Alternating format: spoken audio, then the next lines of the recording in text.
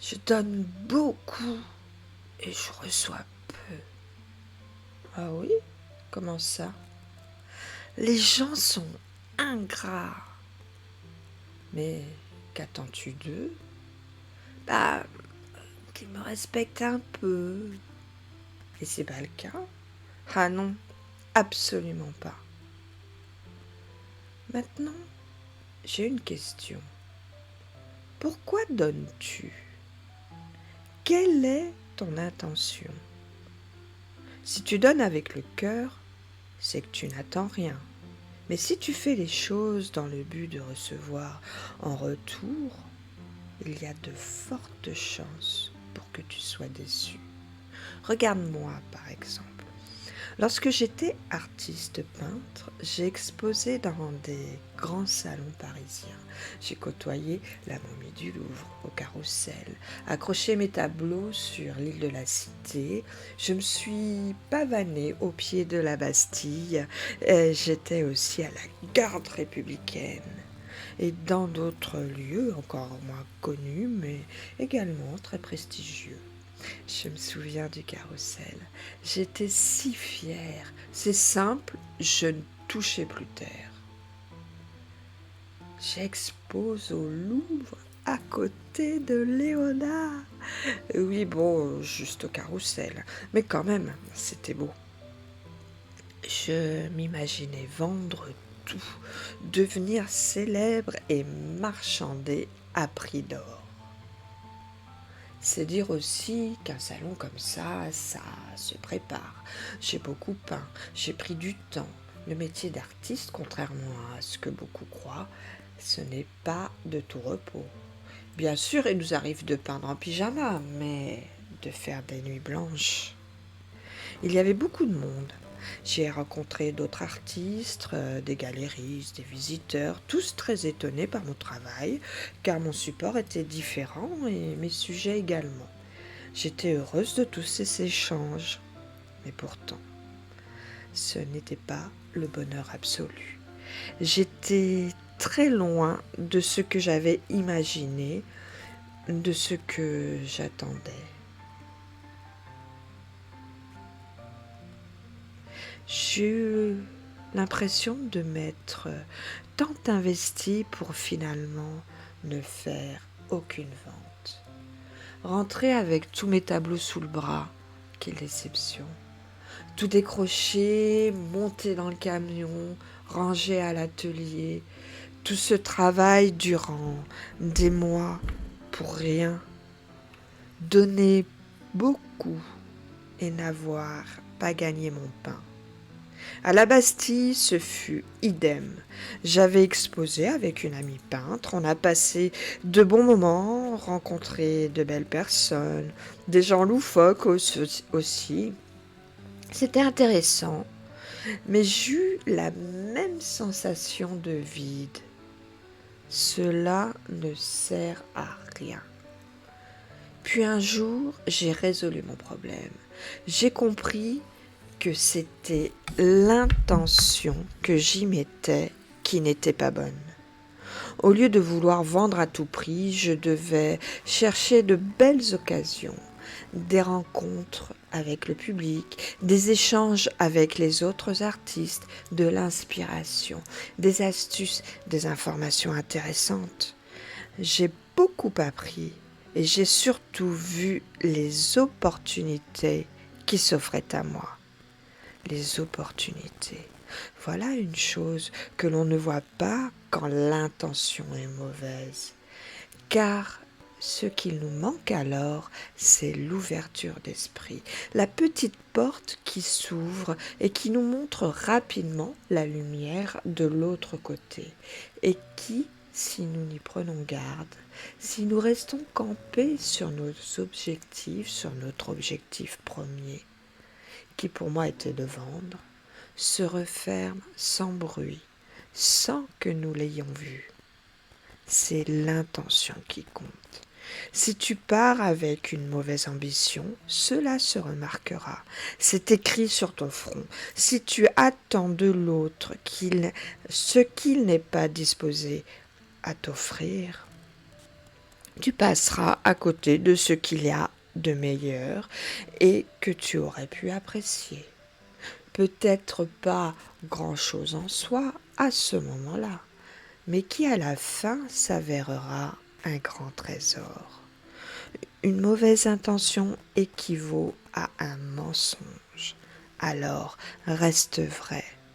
Même si tu n'es pas parfait, la lune n'est pas parfaite, mais elle est incomparable. Elle a des cratères, des traits de caractère. C'est pour ça qu'elle nous fascine. Ce qui ne plaît pas, ce qui ne te plaît pas chez toi, conviendra sûrement à d'autres. Tous les goûts sont dans la nature et la nature, elle, ne ment pas. Ne t'habille pas de vêtements de soie pour paraître plus beau. Choisis comme costume ton petit soi. Sois toi-même. Tu y gagneras tellement plus. Mais avant toute chose, la confiance. Avec une mauvaise intention, la confiance ne dure pas. L'intention, c'est aussi faire attention. Être prévenant, poli, aimable, porter de la considération et surtout ne pas vouloir changer l'autre. Ne pas le brusquer, parce qu'entre nous, lorsque tu obtiens quelque chose en mentant, son goût devient amer. Et là surviennent, et là surviennent de nouveaux sentiments. La culpabilité qui peut aller jusqu'au dégoût de soi. Alors donne sans arrière-pensée, sans chercher à recevoir, et tu auras bien mieux de la reconnaissance, de l'amitié, peut-être de l'amour, qui sait.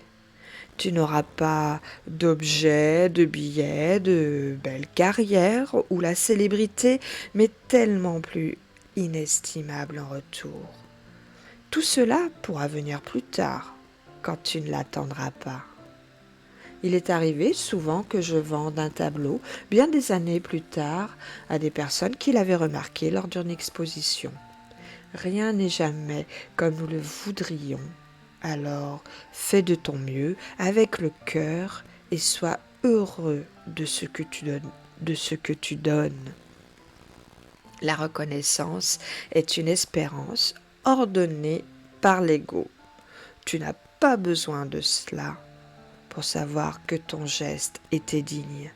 Et cette noblesse de cœur, crois-moi, t'apportera un grand bonheur. Tu en seras bien plus récompensé que d'un merci du bout des lèvres. Il y en aura bien sûr qui en profiteront, mais ce n'est pas grave après tout, c'est juste un signe qu'ils n'apprécient pas les choses comme ils le devraient. Tu pourrais donc les plaindre de passer à côté de tant de gratitude. Car la gratitude, vois-tu, c'est une émotion positive. Elle rend heureux. Elle favorise une forme de bien-être social. Grâce à elle, nos sentiments positifs augmentent car nous considérons leur source comme un cadeau offert dans l'intention de nous faire du bien. Ainsi, la gratitude est plus qu'une émotion. Elle suppose la volonté de reconnaître qu'une personne a intentionnellement procuré du bien-être à autrui. Éprouver de la gratitude nourrit un sentiment de satisfaction.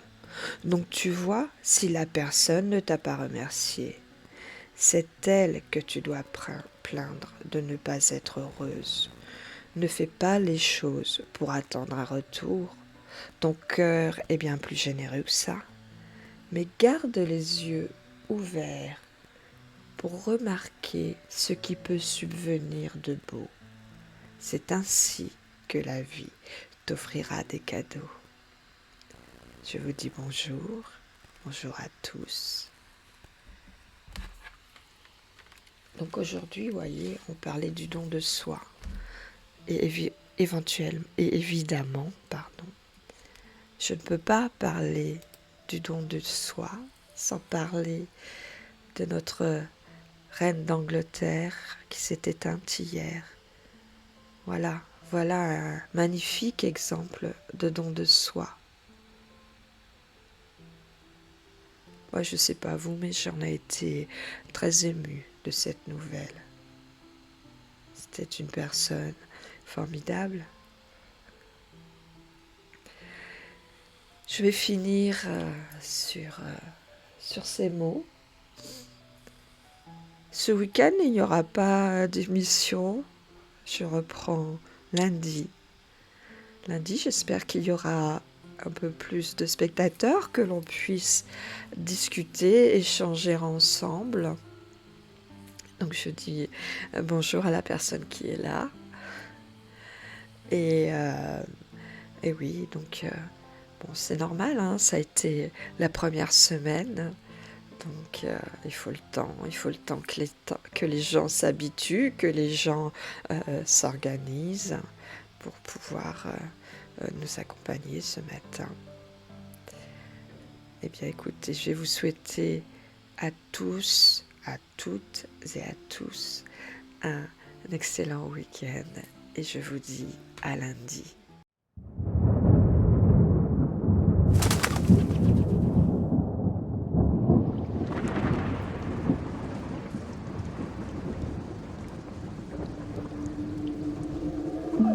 I see the violence in your eyes and it's a silent fighting.